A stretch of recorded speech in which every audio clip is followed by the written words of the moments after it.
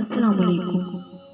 جب نصیب لکھنے والا ہمیں 70 ماؤں سے زیادہ پیار کرتا ہے، ہمارے نصیب کیسے خراب ہو سکتے ہیں؟ اللہ تعالیٰ اگر کسی کے مانگنے پر نواز دیتا ہے تو غرور کرنے پر چھین بھی لیتا ہے۔ جب بھی کوئی مشکل آئے تو اپنے دل کو مضبوط بناؤ اور اللہ پر یقین رکھو، تمہاری ہر مشکل کو آسان کر دے گا کہ وہ بہت بڑا رحمان اور رحیم ہے۔ اچھی زندگی ہمیشہ اچھی صورت سے کبھی نہیں ملتی بلکہ اچھی نیت سے ملتی ہے۔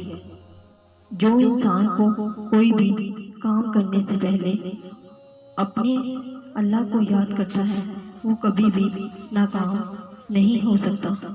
صبر ایک ایسا گھونٹ ہے جو دوسروں کو تو پلانا بہت آسان ہے، مگر خود پیتے ہوئے پتہ چلتا ہے کہ ایک ایک قطرہ کتنا بھاری ہوتا ہے۔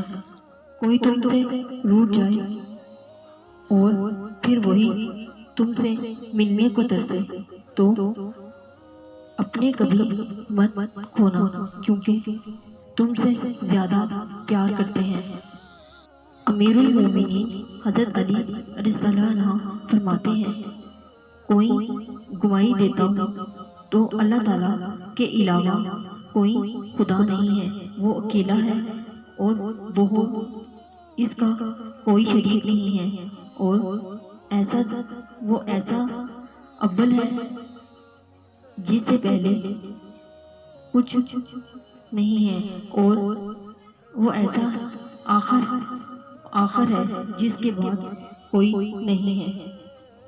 جب عقل مکمل ہوتی ہے تو باتیں کم ہو جاتی ہیں اور عاقل کو ہر بات تول کر کرنا پڑتی ہے۔